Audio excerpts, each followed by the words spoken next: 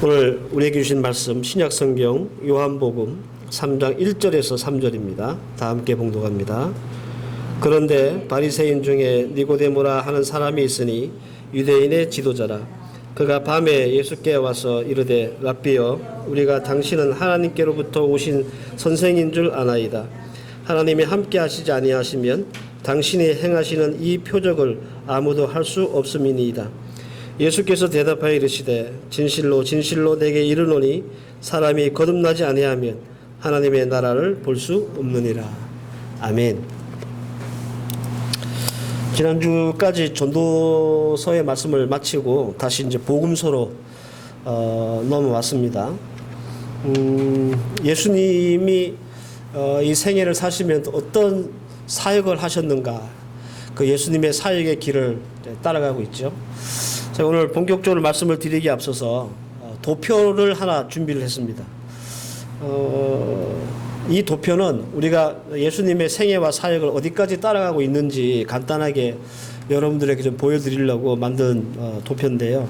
보시다시피 우리가 예수님은 유월절이라고 하는 그 절기를 중심으로 예수님의 사역에 이렇게 어떤 시간들을 나누거든요. 근데 총 3번의 유월절을 보내세요.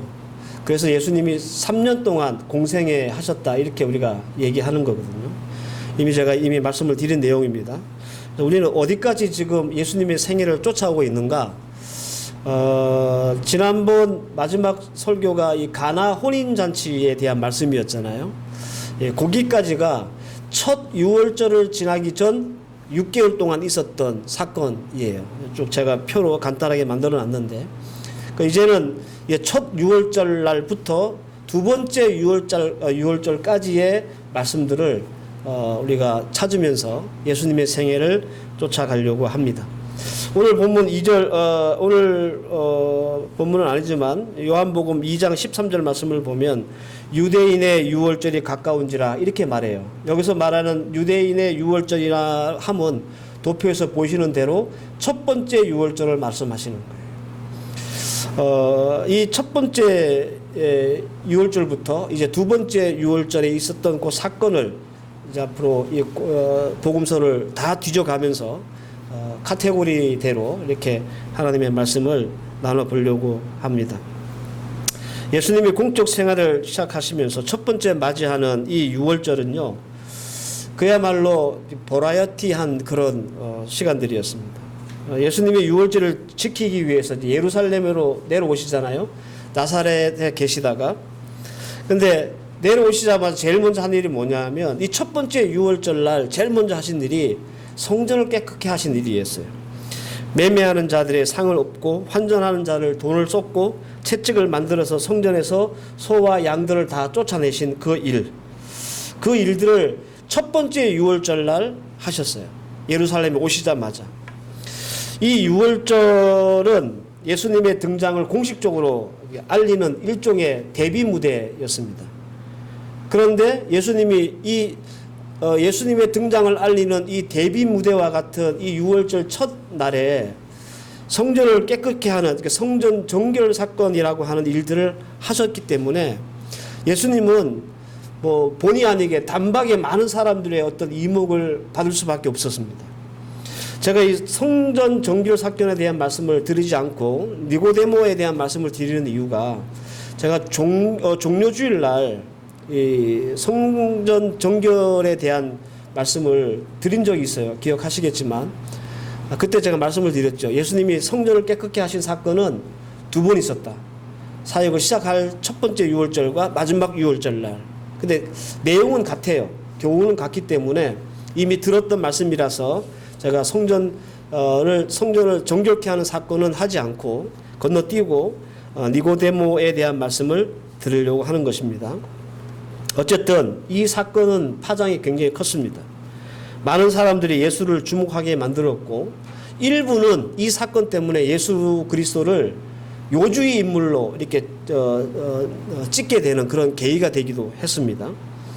그러거나 말거나 예수님은 열심히 이 첫 유월절을 맞이해서 예루살렘에서 열심히 복음을 전하고 사역을 하시고 표적을 일으키셨어요. 요한복음 2장 23절 말씀을 보면 6월절에 예수께서 예루살렘에 계시니 많은 사람들이 그의 행하신 표적을 보고 그의 이름을 믿더라 이렇게 말합니다. 첫 6월절 예루살렘에서 어떤 표적을 예수님께서 행하셔서 많은 사람들이 이렇게 예수를 믿게 되었는지는 사복음서에 나타나지 않아요. 정확히 어떤 누구를 고쳤다든지 이런 구체적인 사건은 기록되어 있지 않습니다. 중요한 것은 예수님이 첫 6월절을 맞이하면서 하셨던 이 표적과 기적 때문에 많은 사람들이 믿었다라는 겁니다. 그래서 우리가 액면적으로 보면 예수님이 시작하는 이 공식적으로 시작하는 이 사역이 아주 순항을 하고 있구나 이렇게 볼 수도 있습니다. 성전 정결 사건으로 하여금 많은 사람들에게 주목을 받았고 표적을 행하면서 사람들이 예수를 믿게 되었으니 우리가 보기에는 예수님 사역이 순종하게 잘 진행되어 있구나라고 생각할 수밖에 없다라는 거죠. 그렇게 보이는 거예요. 그런데 예수님은 그렇게 생각하지 않으셨습니다.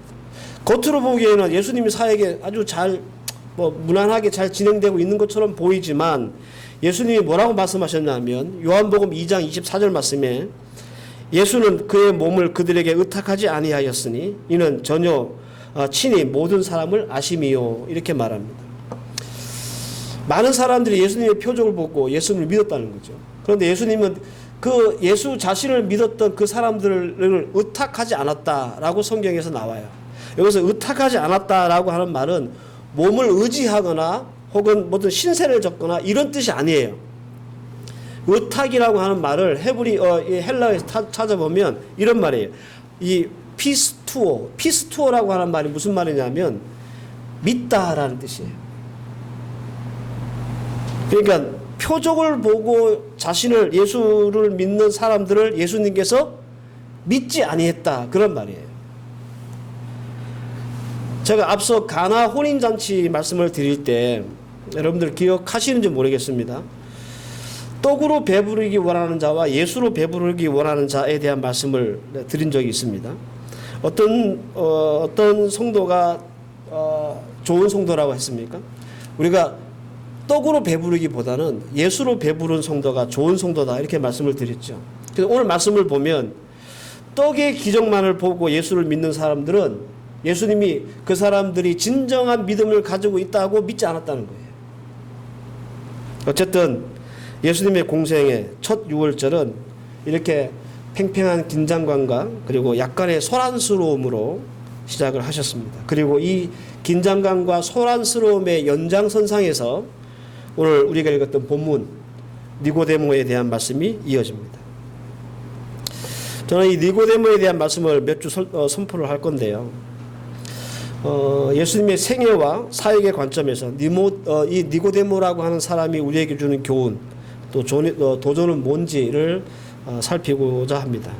오늘은 첫 시간으로 니고데모 예수를 찾아오다라고 하는 제목으로 첫 번째 말씀을 드리겠습니다. 사도 요한이 이 요한복음을 쓴 사람이 사도 요한이잖아요. 이 사도 요한은 도대체 어떤 목적과 의도를 가지고 자신의 복음서에 니고데모라고 하는 사람을 기록했을까? 마태, 마가, 누가복음에는 이 니고데모에 대한 기록이 없어요. 요한복음에만 나타나요. 그리고 예수님의 사역과 생애의 관점에서 이 니고데모의 등장을 우리가 어떻게 이해해야 될 것인가? 이런 측면을 가지고 말씀을 전하겠습니다.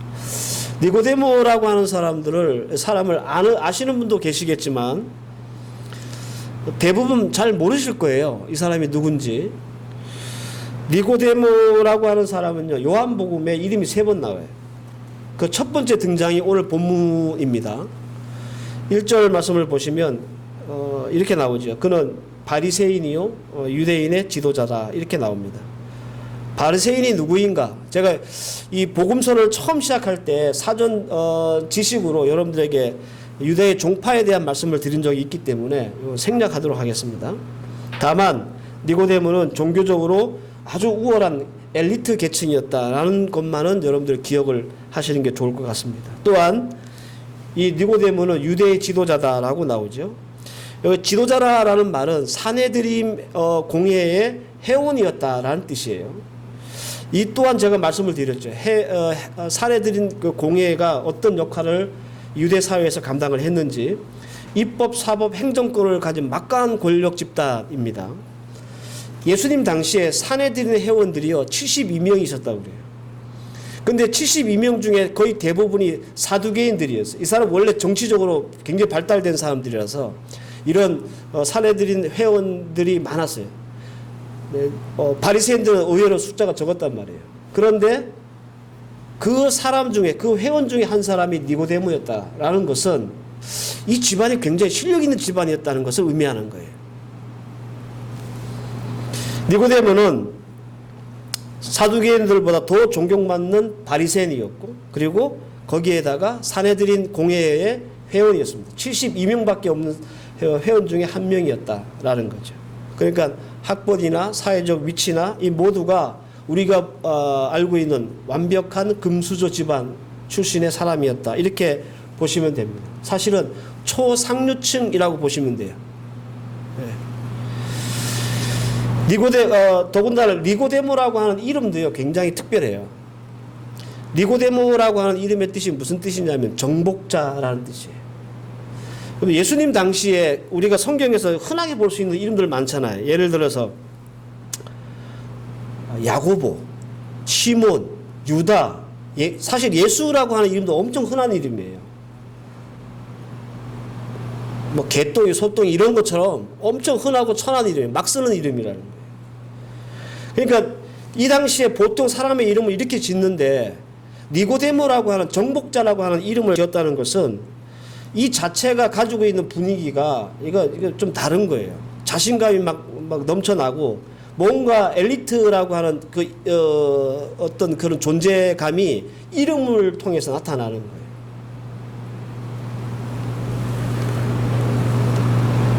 어떤 사람에 의하면 요즘 최근에 연구에 의하면 이 니고데모 가문이요. 제가 예전에 그 신약과 구약의 중간사에 대한 말씀을 드린 적이 있었는데 그때 유대 독립전쟁이 일어났거든요. 그 독립전쟁을 일으켜서 만든 왕조가 하스몬 왕조라고 제가 간단하게 설명을 드린 적이 있었어요. 그 하스몬 왕조를 세우는데 크게 공을 세운 가문이 이 니고데모의 가문이다라고 얘기해요. 그래서 그 이름이 정복자였던 거예요. 그러니까 우리 식으로 생각하면 이 니고데모의 가문은 독립운동가 후손의 가문이라는 거죠. 거기에다가 바리새인이죠. 거기다가 산헤드림의 회원이죠. 그러니까 여러분들 예수를 찾아온 니고데모 이 사람이 우리가 생각하는 그런 사람이 아니에요. 굉장히 유능하고 굉장히 가문도 좋고 배경도 좋고 실력도 있고 또 지적인 사람이에요. 바리새인이니까. 이 바리새인은 성경 박사거든요. 그런데 이 사람이 예수를 찾아왔어요. 왜 왔을까요? 2절을 보십시오. 그가 밤에 예수께 와서 이르되 랍비여 우리가 당신은 하나님께로부터 오신 선생인 줄 아나이다. 하나님이 함께하지 아니하시면 당신이 행하는 이 표적을 아무도 할 수 없음이니이다. 니고데모가 예수를 찾아와 한 말을 이렇게 보면 예수에 대해서 굉장히 호의적으로 보이고 꽤나 예수를 존경해 보이는 것처럼 보입니다. 그리고 예수가 행하셨던 표적에 대한 기적에 대한 말도 하고 있기 때문에 어떤 측면에서 보면 니고데모가 예수님이 행하신 그 기적과 표적에 굉장히 고무되고 그래서 뭔가 가르침을 받고자 이 니고데모가 밤에 예수를 몰래 찾아와서 가르침을 받고자 하는 것처럼 보입니다. 보통 우리가 니고데모에 대한 말씀을 생각하고 또 니고데모에 대해서 조금이라도 아는 사람들은 그렇게 이 말씀을 이해해요. 뭔가 이렇게 낮에 예수를 찾아오면 다른 사람 보는 눈도 있으니까 쪽팔리고 그러니까 몰래 밤에 와서 예수께 가르침을 받고자 왔다라고 우리는 보통 이 니고데모에 대해서 그렇게 이해를 합니다. 근데 여러분 이거 사실과 다릅니다. 니고데모가 이렇게 와가지고 2절 말씀처럼 예수님에 대해서 이렇게 막 당신이 하나님으로부터 오지 않으면 당신이 하는 이 일은 도저히 아무나 할 수 없습니다라고 예수님을 이렇게 딱 비행기 태우고 막 올려주는 이유는요. 예수님을 존경하거나 뭔가 배움을 받기 위해서가 아니에요. 니고데모가 이렇게 얘기하는 이유는 예수를 공격하기 위해서 사전 포석을 깔기 위함입니다. 그러니까 당시에는 뭔가 내가 누구를 이렇게 공격을 하고 논쟁을 벌이기 전에 무슨 행동을 취하냐면 상대방을 저기 띄워주는 거예요.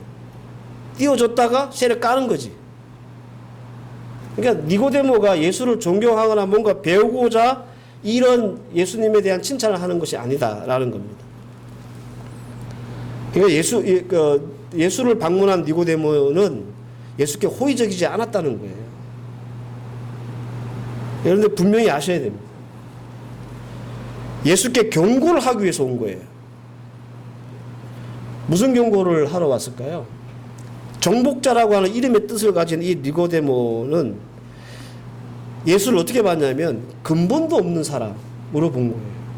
이 어디서 굴러먹다 온 놈인지도 모르는 그런 존재. 니고데모의 시각에서는 예수가 그런 존재예요. 근데 그런 자가, 근본도 없는 자가 와가지고 막 성전에 들어와가지고 뭐 난리를 피우고 뭐 돌아다니면서 이상한 표적도 행하고 막 이렇게 그렇게 해서 이 예루살렘에 있는 사람들을 막 요동케 하고 그러니까 니고데모라고 하는 사람이 자신이 가지고 있는 지성과 그리고 권위와 그리고 어떤 권력을 가지고 예수를 한번 눌러주려고 예수를 찾아온 거예요. 까불지 마. 너 이렇게 하고 다니는 거 내가 다 들었는데 까불지 마. 요 얘기를 하려고 니고데모가 예수를 저녁에 찾아왔다는 거예요. 뭔가 존경하거나 배움을 얻고자 찾아온 게 아닙니다. 근데 예수님이 그의 속셈을 모르시겠습니까? 3절에 예수께서 대답하여 이르시되 진실로 진실로 내게 이르노니 사람이 거듭나지 아니하면 하나님의 나라를 볼 수 없느니라. 이렇게 예수님이 맞장구를 쳐요. 그러니까 니고데모가 이제 예수님과 언쟁을 벌리면서 니고데모가 가지고 있는 지성으로 예수님을 딱 누르려고 딱 준비를 하고 꼬투리를 잡으려고 하고 있는데 이거 예수님이 먼저 선방을 날린 거죠. 예수님이 아셨기 때문에. 네가 왜 나를 찾아온지 내가 알고 있기 때문에 예수가 먼저 선방을 날린 거예요. 학벌과 가문, 지위에 있어서 꿀리지 않는 스펙을 가진 이 니고데모가 예수께 먼저 한 방을 맞게 됩니다. 니고데모가 얼마나 당황했는지요. 자신은 이렇게 얘기를 해놓고 이제 예수를 공격하려고 막 준비를 하고 있는데 예수가 먼저 한다 딱 때리니까 굉장히 당황한 거예요. 그러면서 예수가 하는 말이 무슨 뜻인지 이제 모르게 되는 그런 당황스러움을 겪게 되는 거죠. 4절 말씀을 보면 니고데모가 이르되 사람이 늙으면 어떻게 날 수 있나이까? 두 번째 모태에 들어갔다가 날 수 있사옵나이까? 이렇게 얘기합니다. 니고데모는 아까 제가 설명해 드렸죠. 바리새인이고 유대의 지도자다. 많이 배우고 가방끈 길고 성경 박식하고 가문도 좋은 이 잘난 사람이 물과 성령으로 거듭나지 않으면 하나님 나라에 들어갈 수 없다는 말을 이해를 못하는 거예요. 그래서 이렇게 질문하는 거예요. 어떻게 사람이 엄마 뱃속에 다시 들어갔다 나올 수 있습니까? 이렇게 대답을 하는 거예요. 이게 당황해서 그런 거예요. 이렇게 많이 배운 사람이 예수가 지금 무슨 말을 하는지 말귀를 못 알아듣고 듣고 있는 거죠. 이때부터 이 니고데모는 예수께 기가 눌려가지고요. 말 한마디를 못해. 예수님 앞에. 원래 목적은 왜 왔다고요? 자기가 가진 거 가지고 예수를 한번 눌러주려고 경고하려고 그렇게 왔다가 예수님이 선방 딱 때리고 말씀을 막 하시니까 당황을 해가지고 그 기세에 눌려서 말 한마디 못하고 예수님의 말을 그냥 계속 일방적으로 그냥 듣기만 하는 그런 신세가 되고 말았다라는 겁니다. 예수님은 니고데모에게 거듭남에 대한 말씀을 설명해 주셨습니다. 거듭남의 핵심은 그거죠. 엄마 뱃속에서 다시 들어갔다가 나오는 게 거듭남이 아니라 물과 성령으로 새로워져야 우리가 하나님의 나라를 볼 수 있다. 이것이 예수님이 말씀하셨던 거듭남의 이 개념이었거든요. 이거 잘 이해를 못했어요. 니고데모는 예수님의 가르침을 잘 이해했을까? 전혀 그렇지 않습니다. 9절과 10절을 보시면 니고데모가 대답하여 이르되 어찌 그런 일이 있을 수 있나이까? 예수께서 그에게 대답하여 이르시되 너는 이스라엘의 선생으로서 이러한 것들을 알지 못하느냐? 너는 뭐 바리새인이고 뭐 성경 박사라고 하면서 너 이것도 무슨 말인지 못 알아들어? 예수님이 그렇게 얘기하신 거예요.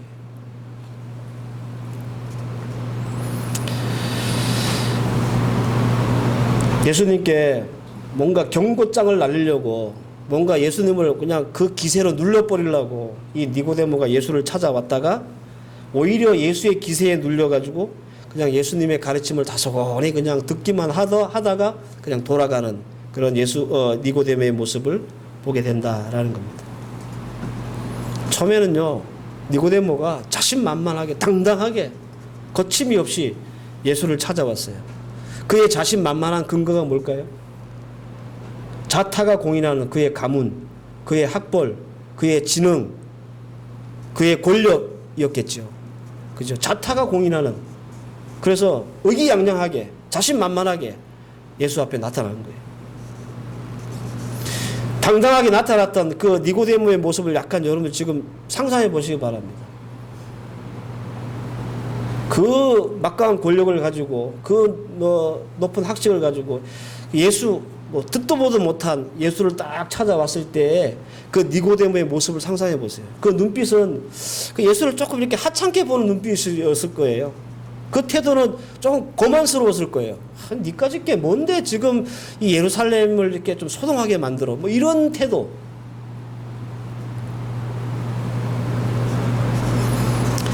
근데 여러분들 왜 사도 요한이 굳이 자신의 복음서를 통해서 이 니고데모에 대한 말씀을 소개하고 있는가? 그 이유는 바로 니고데모의 모습이 우리의 모습일 수도 있기 때문에 그렇습니다. 복음 앞에서 건방을 떠는 모습.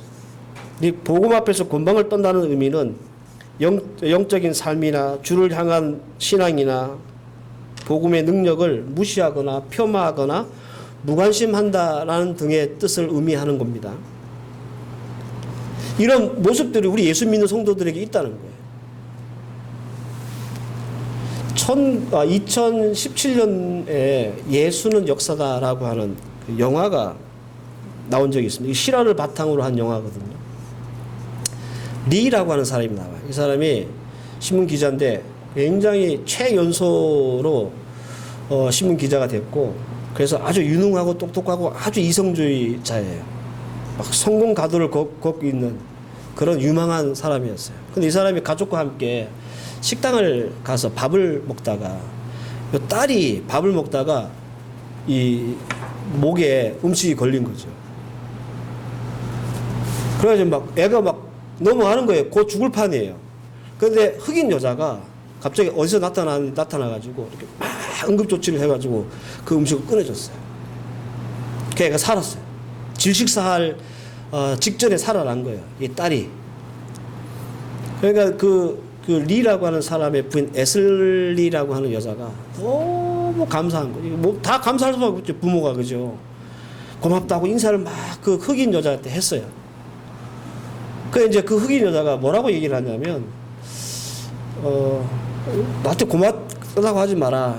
아마도 하나님께서 나를 여기로 보내신 모양이다. 이렇게 얘기를 한 거예요. 그러니까 이제 이 리라고 하는 사람이 물은 거죠. 무슨 말이냐, 그게. 원래는 자기 부부가 식사를 하려고 예약을 했던 그 식당이 이 식당이 아니라는 거예요. 어떤 이유로 이제 취소가 돼가지고 이 식당에 와서 그도 같이 밥을 먹고 있었다는 거예요. 그런데 그런 사건이 벌어진 거죠. 갑자기 사고가 난 거예요. 이 여자가 간호사예요, 간호사. 그래서 이 간호사이면서 예수를 믿는 이 흑인 여자가 아마도 오늘 당신 딸 구하라고 하나님이 나를 여기 보내신 모양입니다. 라고 대답을 하고 헤어졌어요. 그 이후로 이 에슬리라고 하는 그 리라고 하는 그 기자의 부인이 신앙에 심취하게 되는 거예요. 그전에 예수 믿는 사람이 아니었는데 그 사건을 통해서 예수를 믿게 된 거예요. 근데 리라고 하는 사람이 못마땅한 거지. 도대체 손에 잡히지도 않고 눈에 보이지 않는 하나님을 이 자기 마누라가 막 심취를 해가지고 거의 뭐 광신도처럼 맨날 예수 교회 다니고 막 그러니까 걱정이 됐던 거예요. 그래가지고 이 리라고 하는 사람이 안 되겠다. 이렇게 놔뒀다가는 우리 마누라 완전히 뭐 광신도 되고 이상하게 되겠다 싶어가지고 예수에 대해서 연구를 하는 거예요. 예수는 허상이다라는 것을 증명하기 위해서 연구를 하기 시작해요. 자기는 자기 이성으로 이게 받아들이지 않으면 안 믿는 사람이거든. 그래서 나중에 이 사람이 그렇게 고백합니다. 하나님, 당신이 이겼습니다. 이 영화가 그렇게 끝납니다. 제가 왜 이 예화를 드리냐면 실화거든요. 실화를 바탕으로 만든 영화였어요. 우리도 이 리라고 하는 사람처럼 그런 모습을 가지고 우리 예수를 믿는 사람이지만 그렇게 살아가고 있다는 거예요. 우리는 겉으로는 다 예수님의 능력과 은혜와 권능을 믿고 의지하고 신앙하는 사람처럼 보여요. 근데 사실은 우리는 그 복음 앞에서 사실 자신만만하고 당당한 사람. 나는 배울 만큼 배웠고, 나는 이런 사업도 있고, 이런 돈도 있고, 이렇게 잘 됐는데, 이런 마음과 태도를 가지고 우리는 예수를 믿고 있다라는 겁니다.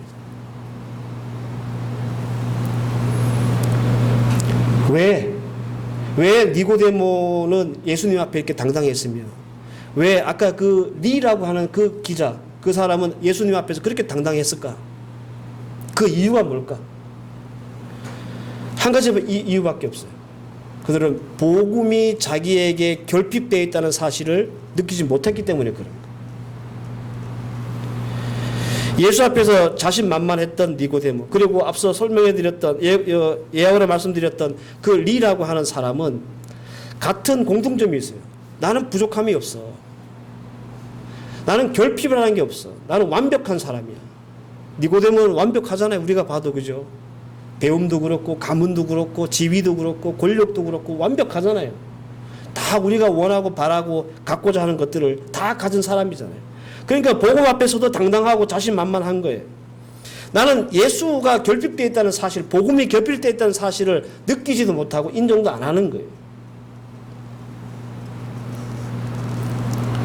예수가 없어도 부족함을 느끼지 못하는 사람. 그래서 우리는 예수 앞에서, 복음 앞에서 당당하게, 자신만만하게 그렇게 살고 있다라는 겁니다. 이게 요한이 우리에게 이 니고데모를 통해서 그 모습을 이렇게 비춰주고 싶은 거예요. 우리 교회 좋은 소식들이 많이 있잖아요. 우리 사업을 개업을 하고, 또 우리 아이들도 좋은 대학에 들어가고, 그죠? 이게 목사로서는 참 목회하면서 보람 있고 즐거운 일이에요. 감사한 일이고. 그 제가 우리 이런 소식을 들을 때마다 늘 여러분들 기도합니다. 뭐라고 기도하냐면 이 성공과 이 잘됨이 예수를 잊게 하지 말았으면 좋겠다, 이런 기도를 해요. 그 제가 언젠가 말씀드린 적이 있죠. 잘 나갈 때 조심하시라. 하나님 복 주실 때 조심해야 돼요. 내 아들이 여기 이런 대학 들어가서 나 이렇게 돈이 있어, 나 이렇게 사업이 잘 돼, 그것을 너무 자신만만하셔가지고 예수가 내게 결핍되게 하지 말라는 거예요.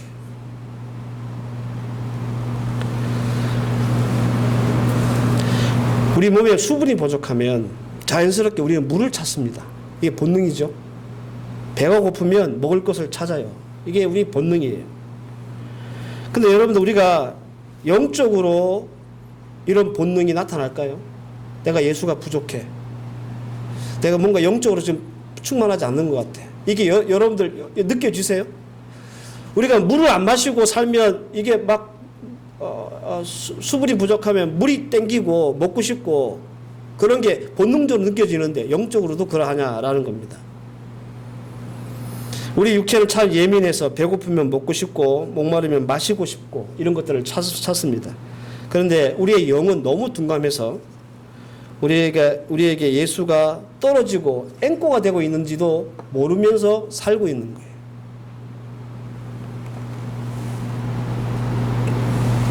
그 모습을 요한은 니고데모를 통해서 보여주는 거예요.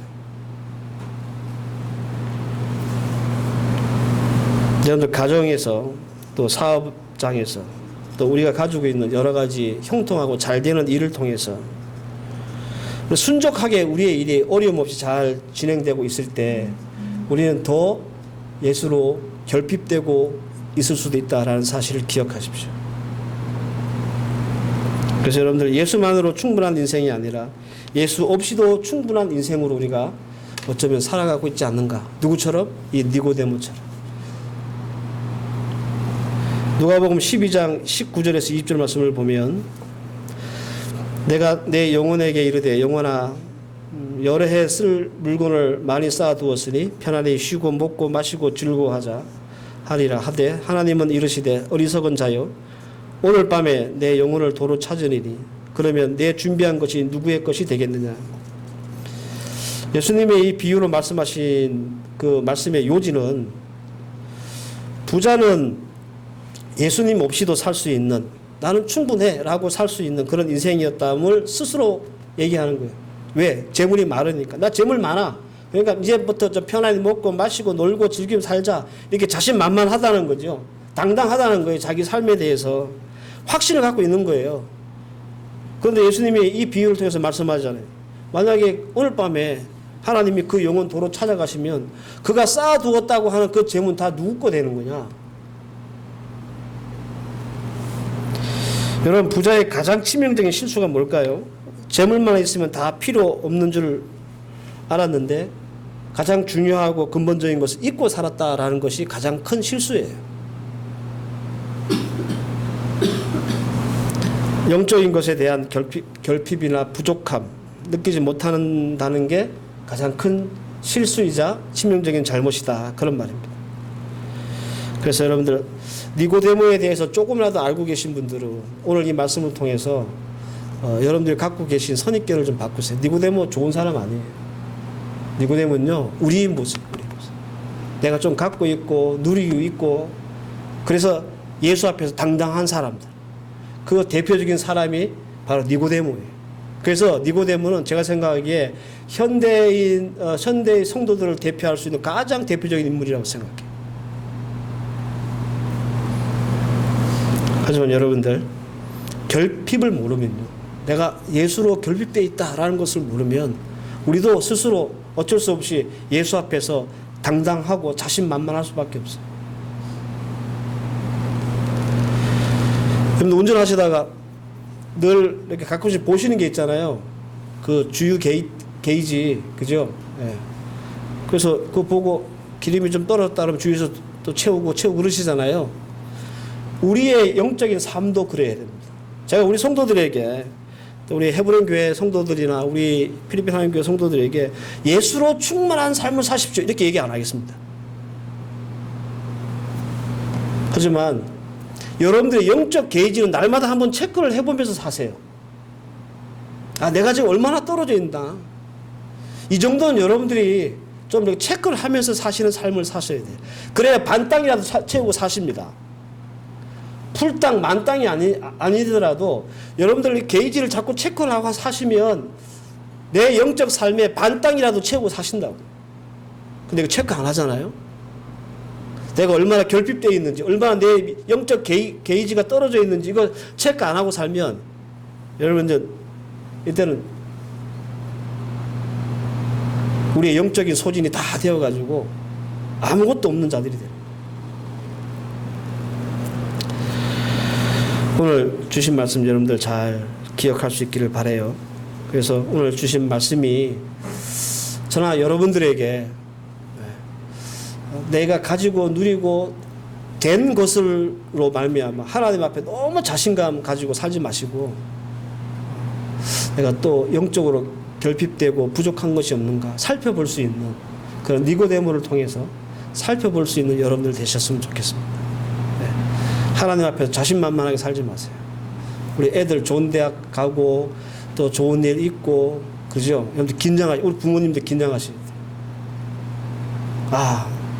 우리 애들이 이렇게 좋은 대학을 가고 이렇게 좋은 직장에 갔어?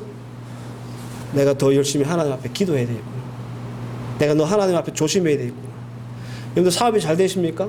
1호점 생기고 1호점 생기고 좋은 일이 여러분들이 많습니까? 여러분들 우리가 하나님 앞에서 영적인 것이 늘 부족함을 깨달은 성도들은요. 이렇게 좋은 일이 생길 때 형통한 일이 만날 때 더 조심해요. 그러면서 나의 영적 상태를 자꾸 살펴봐요. 여러분들의 잘됨은 더 많은 기도가 필요함을 의미하는 일이지 이렇게 잘 됐으니까 이제 기도 안 해도 되겠네 라고 하는 우리의 모습을 하나님이 기뻐하지 않는다는 겁니다.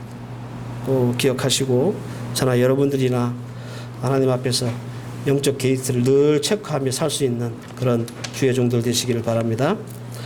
기도하십시다. 하나님, 니고데모는 우리 예수님을 존경하거나 뭔가 배움을 얻기 위해서 예수님을 몰래 찾아온 게 아닙니다. 그는 너무 당당했고 자신만만했습니다. 자신의 가진 것들로 얼마든지 예수를 찍어 누를 것이라 생각했습니다. 이렇게 된 이유는 그가 영적으로 부족함이 없다고 느꼈기 때문입니다. 하나님, 오늘 주신 말씀을 통해서 우리는 항상 우리의 영적 게이지를 체크하며 주님 앞에 부족함을 느끼며 살아갈 수 있는 자들 되게 하옵소서. 하나님께서 우리의 길을 선한 길로 인도하실 때, 형통한 길로 인도하실 때 더 그러한 모습으로 살아가게 하옵소서. 그래서 하나님 앞에서 단 한 명도 자신만만하고 당당한 인생이 아니라 언제나 부족함을 느끼며 사는 믿음의 종들 되게 해 주시옵소서. 예수님의 이름으로 기도하옵나이다. 아멘.